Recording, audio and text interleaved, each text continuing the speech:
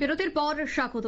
লেকচুমনি বাজারকে আরো সুন্দর করার জন্য এবং বড় করার জন্য একাধিক পদক্ষেপ গ্রহণ করা হবে, সেই কথা আগেই বলেছিল মেয়র দীপক মজুমদার। এবং আজ সকাল থেকে দেখা গেছে লেকচুমনি বাজারের জায়গা বড় করার জন্য, রাস্তা বড় করার জন্য কিছু দোকান ভেঙে দেওয়া হবে, সেই মাইকিং করা হচ্ছিল। এবং তারপর পরই দেখা যায় যে লেকচুমনি বাজারে প্রায় 600 থেকে 700 ব্যবসায়ী এই বিষয়টার তীব্র বিরোধিতা করে এবং আগরতলা পৌর নিগমের 19 নম্বর ওয়ার্ড অফিস তারা ঘেরাও করে। তাদের মূলত দাবি হচ্ছে যে লেকচুমনি বাজারে যারা ক্ষুদ্র ব্যবসায়ীরা রয়েছে তাদের বিকল্প ব্যবস্থা করে দিতে হবে, বিকল্প ব্যবস্থা করে বাজার যেন ভাঙা হয়, সে কথা বা সেই দাবিতেই আজ তারা অনড় ছিল। তারা আগরতলা পৌর নিগমের মেয়র এবং রাজ্যের মুখ্যমন্ত্রীর কাছেও করজোরে নিবেদন করেন। ঠিক তাদের কি বক্তব্য শোনাচ্ছি।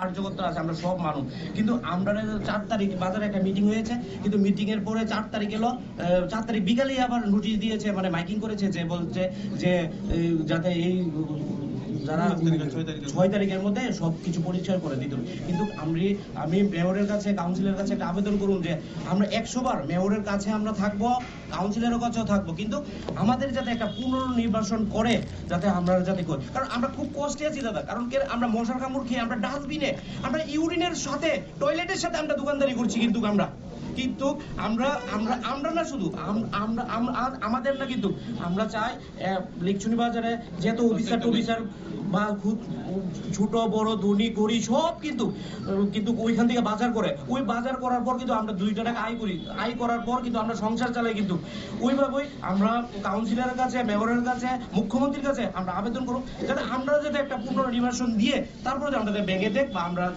যাতে বাঁচতে পারি। কিন্তু আমরা কিন্তু প্রত্যেকটা সময় আমরা কিন্তু ডেনের উপরে দোকানদারি করি। আমার বাবা এখানে দোকানদারি করছে আজকে 60 বছর যাবত। আমার বাবা সিনিয়র সিটিজেন, 100 বছর হয়েছে, মরে গেছে। আমার বাবা যখন ওই ব্রিজের তলে একটা বটগাছ ছিল, ওইখানে বসে মাছ বিক্রি করতো। তারপর আমরা এইভাবে অস্তে আমরা 3 ভাই আছি। আমিও এখানে আজকে 2000 সনের থেকে বিজনেস করি। আমি 2000 সনে মাধ্যমিক দিয়ে বাবার সঙ্গে মাছ ধরে আমি এই বাজারে বিক্রি করেছি। কিন্তু আমি চাই সবাই যাতে একটা পুনর্নির্বাচন করে বা আমরা একটা ব্যবস্থা করে যাতে ভেঙে দেয়। 2 দিনের মধ্যে আমরা কি করব?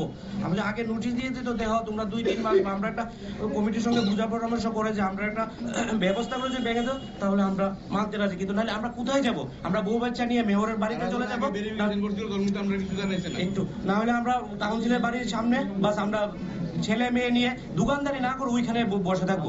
কিছু করার নেই, আমাদের ভিক্ষা করতে হবে। কারণ আমার ছোট একটা 3 বছরের মেয়ে আছে, আমি স্কুলে এখনো দেইনি, নার্সারিতে পড়ে। কিন্তু আমি কিভাবে বাঁচবো? আমার লোকে যে আমার ভাই আছে, আমার যে বাতিজা আছে, এই তারা কিভাবে বাঁচবো? প্লাস আমাদের এই যে ক্ষুদ্র ব্যবসায়ীরা আছে, তারা কিভাবে বাঁচবে? কিন্তু বাজারের মধ্যে, লেকচুমনি বাজারের মধ্যে একটা গুডউইল কি আছে জানেন? আমাদের যে উপজাতি মানে হিন্দু, বাঙালি, ট্রাইবেল, এর মধ্যে এদের সংযুক্ত ত্রিপুরা রাজ্যের মধ্যে কোনো জায়গাতেই নেই।